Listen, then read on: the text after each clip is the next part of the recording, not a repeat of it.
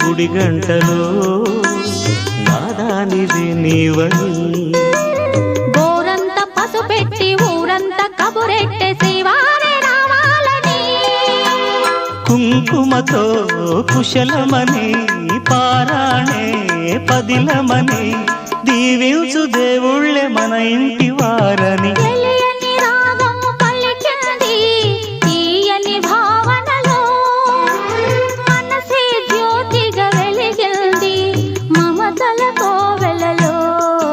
ఈ మమతల కోవెలలో